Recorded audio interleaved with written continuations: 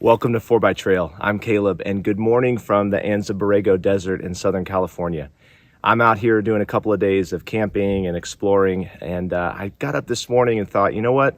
Before I leave this campsite, I'm going to do a video that I've been wanting to do here on the channel since I started the channel in 2020, and that is a full walk around of my 2014 Jeep Wrangler. Usually these videos are done when the vehicle's cleaned up and in showroom condition, right?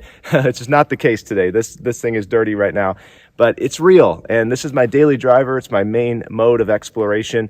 So if you can overlook a little dust and dirt today, I'm going to take you on a full tour of my Jeep Wrangler.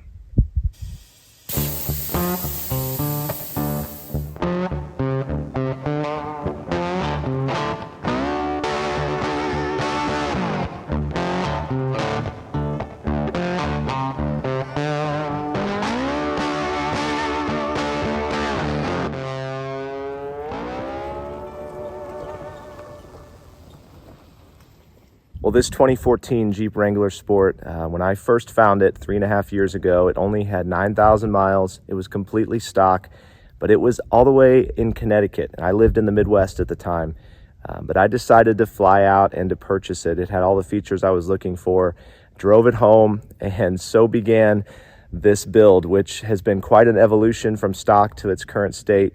And little did I know it would be the impetus to start a YouTube channel around some of my adventures and our adventures as a family. There'll be some features that I probably forget or leave out. So if you have any questions, feel free to hit me up in the comments and I'll answer them as best as I can. All right, let's start off at the front of the vehicle. All right, starting off at the front, I've got the Rugged Ridge HD stubby bumper. It has the sunken winch plate that came with it, and so I've got the Warn VR10S winch in here. Gotta be honest, I've only used this winch maybe 3 or 4 times, but all 3 or 4 times it worked great. No surprise, Warn makes a great product. I'm running the IPSCO flat shackle here, small company out of Colorado, and they make some cool stuff. I've got a couple of D-rings up here. Lighting wise, you'll see my rig is very sparse. I don't have any auxiliary lighting at all. I'm running the high beam off-road Drifter series headlights. These things put out 20,000 lumens of light. Got a couple of Amazon specials here in my turn signals, LED amber turn signals. And then I'm running the high beam off-road Eclipse fog lights as well. Not a big fan of the fog lights. Would like to put some ambers in there soon.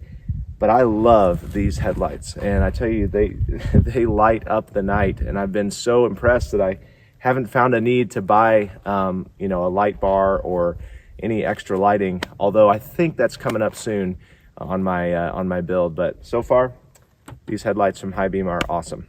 Nothing to speak of in the engine bay. I am keeping things stock as far as the powertrain goes, at least for now.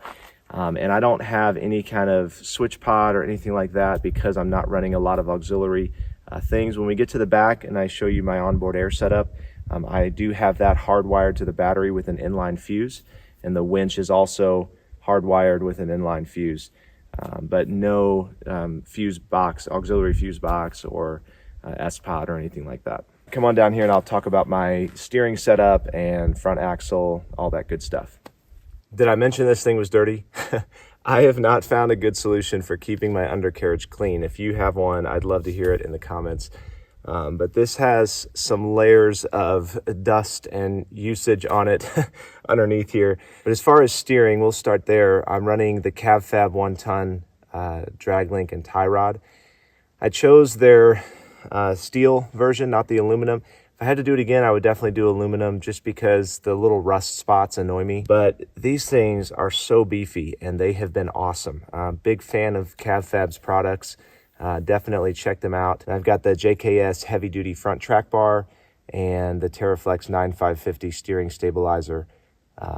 Yeah, that combo as far as steering goes has worked well for me. I'm still running my stock steering pump.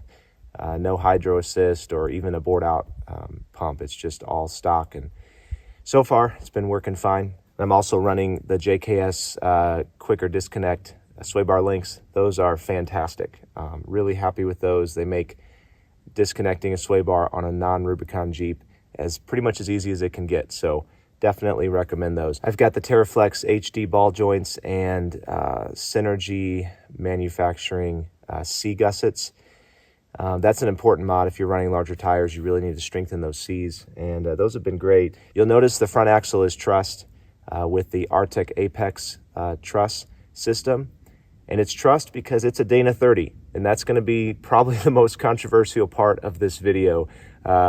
People like to give me crap about my front axle sometimes, and maybe they have good reason to, but so far it has been a champ. It hasn't held me back from anything that I've thrown at it. Is it something I'm mindful of? Absolutely. I don't do anything crazy as far as high speed off-roading or jumping the Jeep or hitting things too hard. I take my time on the rough stuff, but I tell you, this axle needs to be given some credit. It's hung in there even with 37s and done just fine.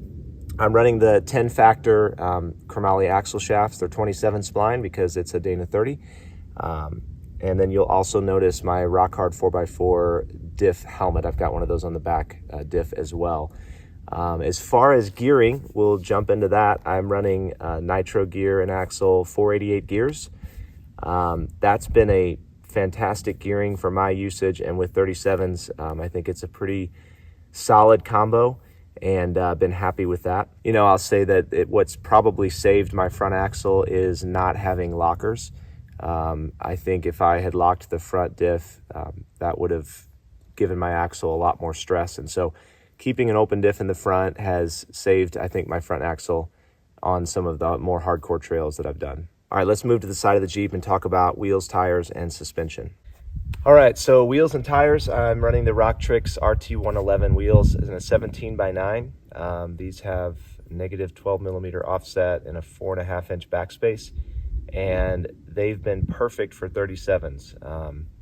No rubbing, and really happy with the stance that they give the vehicle. They're just aggressive of enough offset that I don't have to run adapters, which is awesome as well.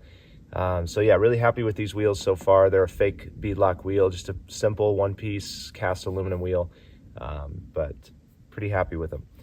Tires, I'm running the Yokohama Geolander MTs, the G003. You know, so far, I've only had these on for probably about 3,000 or 4,000 miles. So far, I really like them. We'll see how they ride out in the long run, but pretty happy with them so far. They're not overly heavy. I want to say they're 76 pounds, something like that. So decent weight and nice aggressive tire, and hopefully they hold up long-term on the pavement as well. We'll see. Suspension-wise, I am running JKS 3.5-inch coils and Teraflex 9550 shocks. I think they're 4 to 6 inch shocks.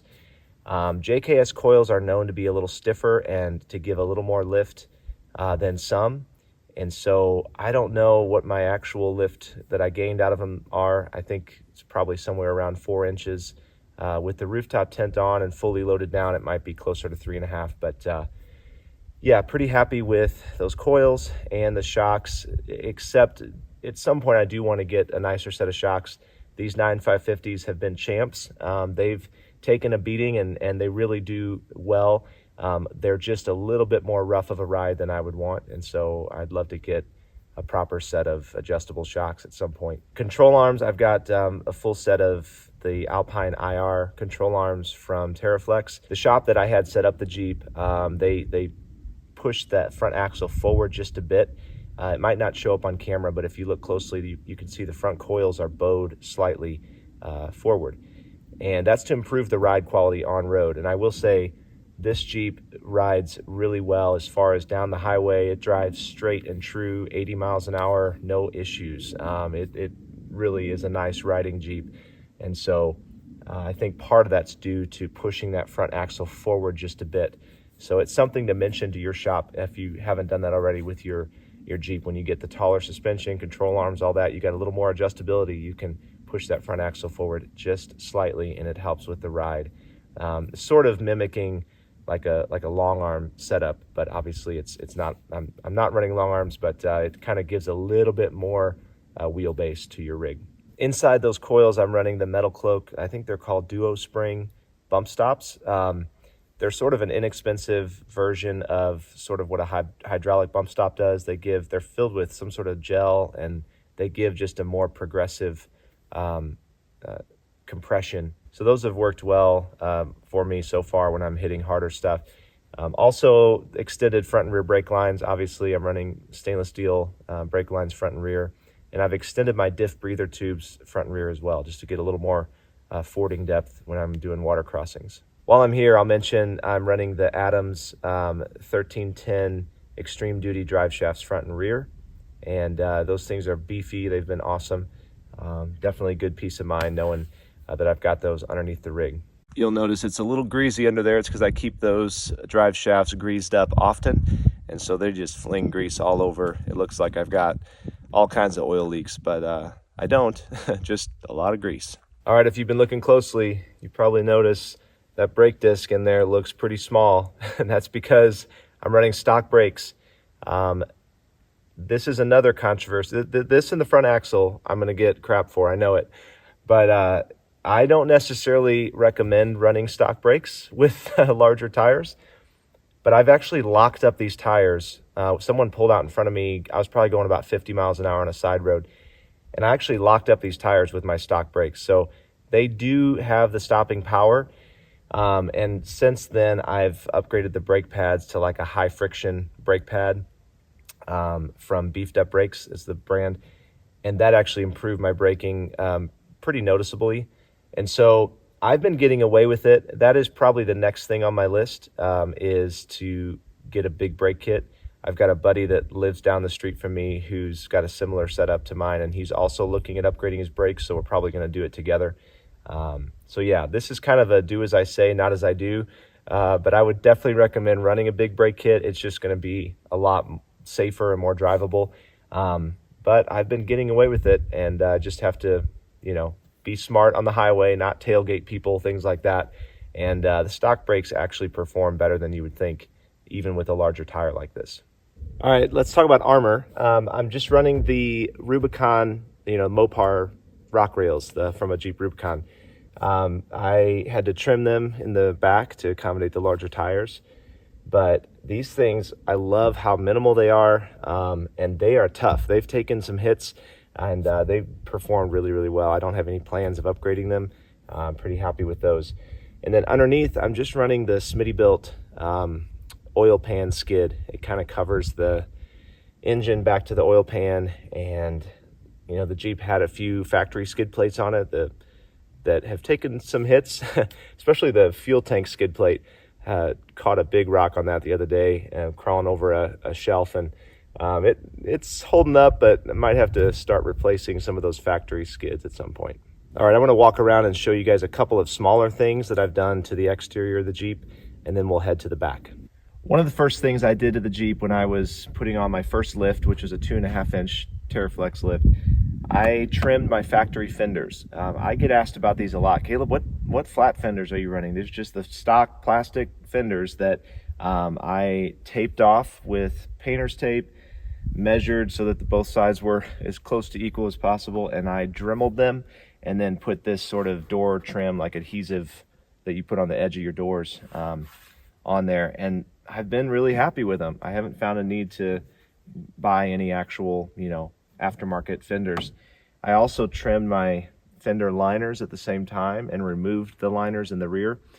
And it's funny, as I was driving out here to the Anza-borrego yesterday, I'm on the highway and I start hearing this horrible noise, and it was real sporadic, and I literally wondered if my front drive shaft was coming loose, because it was coming from the front of the vehicle and it was creating this vibration. I could feel it in the floorboard. I'm like, what is going on? So after about an hour of laying on the side of the highway trying to figure out what in the world this noise was, I realized it's my fender liner. Now, I've had these trimmed for like 2 years, and I've gone across the country a couple of times. They've never done that before. Something about the angle of the wind yesterday, and on the highway when you get going, I was cruising along, and just the right amount of wind at the right angle, and it made such a racket. So I've got to figure out how to better secure those fender liners besides the couple of zip ties I've got holding them in. But yeah, as far as fenders go, that's my setup. I'm also running some Rugged Ridge heavy duty hood latches here. Just keeps the hood from fluttering when you're on the highway. kind of a worthwhile mod if you're doing, especially cross-country trips where you're doing a lot of highway usage. These things are really great. I've also got the, the trail badges on the side of the Jeep. Kind of a gimmicky thing that Jeep does, but it's neat. I kind of get a kick out of it. It's fun seeing other Jeeps on the road that have them, and seeing what trails you've done.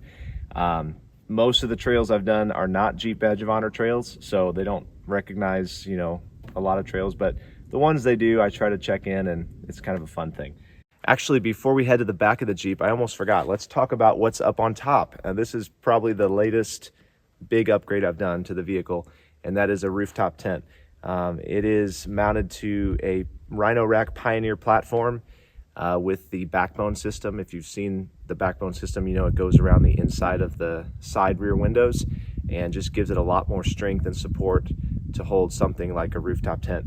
Now, for the rooftop tents, especially this one, you only need crossbars depending on the model. And so I didn't have to get a platform rack, but I chose to do that because it gives more mounting options for when I'm not running the tent. So I'm happy with the platform rack. The rooftop tent is the Roof Nest Falcon. We found it used locally on Marketplace, and so happy we did. It definitely is a game changer for camping, especially with little ones. It just gets them up off the ground, and it's fun. My daughter loves climbing up and getting into the rooftop tent. So we're really happy with the purchase. I have some thoughts on the tent, and I'm planning to do a dedicated video to that, talk about how I mounted it, and share kind of a basic review of the tent in an upcoming video. So once that's live, I'll leave a link down below. You can check that out. All right, now let's head to the back of the Jeep. All right, here we are at the back of the Jeep. Starting with the exterior, probably the most notable thing you'll notice is I'm not running a rear bumper. That's something I chose to do a while ago, just delete the rear bumper. Not even one of those plate delete kits, just literally just removed my bumper and painted the rear frame rail. It definitely doesn't give any departure angle issues, except for the hitch. The hitch still hangs down. But yeah, it's something that's probably not forever, but it makes the Jeep a little different than some of the Jeeps you see on the road. And the side rails actually work really well as a step. So it's working for me so far. Then underneath, you'll see the rock hard 4x4 Diff helmet again on the back, as well as the extended brake lines and the suspension components. I did have to get the coil spring perches for the rear.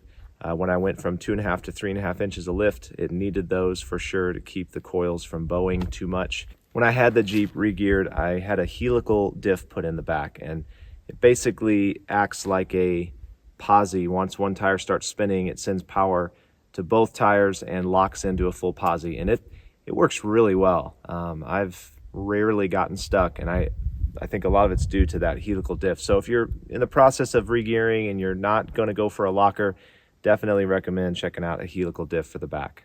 And then I painted my rear muffler with just matte black barbecue grill paint, like high heat paint. It kind of makes it disappear up there and gives a little cleaner look. For tail lights, I'm running the X-Bright LED tail lights from Amazon. I've run those things for over 2 years now, and they're awesome. Super bright. Really happy with them. They're an inexpensive tail light that so far for me has held up really well. Tire carrier wise, I'm running the Smittybilt Pivot HD tire carrier. That thing is super beefy and a pretty reasonable price. So definitely recommend checking that out if you haven't upgraded your tire carrier already. I've also got my ham radio antenna mounted back there on the rear gate as well. And then inside, I've got my little DIY folding table here. That was a fun little project I did a video on a while back, and it's not the strongest, but it definitely works for light use, and has been a nice place to prep food and just set things on when I'm unloading the Jeep. All right, then moving inside the Jeep, in the back here, I chose to mount my compressor in a little bit of a unique spot. I saw someone else do this, and I thought, hey, I'm gonna try it. I've done a video on this, and you can check that out. There's definitely pros and cons. The con would be when the Jeep is fully loaded, like if we're all out as a family and there's tons of gear back here, it's hard to access. So at some point I'll probably relocate it to the engine bay, but so far it's working, and I've got CO2 as well, so I don't use the compressor as much anymore. I've got my fire extinguisher mounted to the roll bar with the little bar tack Velcro bracket there, and that's something that's super important safety wise, to have a fire extinguisher with you even just a rogue campfire, you know, not even a vehicle fire. This is my cooler, my water jug. Pretty simple setup. I don't have a fridge or anything like that. So far, even on multi-day trips, I haven't needed it. But that's something that is on my list for the future, especially if we continue camping as a family. When you have 4 people, this cooler gets real small real quick. So hopefully a fridge at some point. But for now, the roto-molded cooler is working just fine. All right, we'll end with the inside of the Jeep. Did I mention it's dusty in here too? But I keep things pretty simple, pretty basic inside here. I've got my hard-mounted Yaesu 857D ham radio, and then the FT60 handheld ham radio. I do have my ham license, although not a lot of people that I wheel with do. And so GMRS seems to be the way things are going. So I'm not sure how long I'll keep this ham setup, but I've got both radios mounted on the Jeep Unique mount, which is a cool little mount. They make specific ones for whatever type of handheld you have. I've got the 67 Designs phone mount. This thing is fantastic. The only scenario it's not great is like washboard roads, and the phone just vibrates right out and just falls. But otherwise, I've used this thing for a long time and it's held up great. As far as hand grabs, I've just got these from Amazon that really help with getting in and out of the Jeep. And then the GPCA kind of foldable metal roll bar hand grabs as well. I like those. And then probably the biggest feature of the interior that I've done is the bed-lined hardtop. I did a video on that a while back.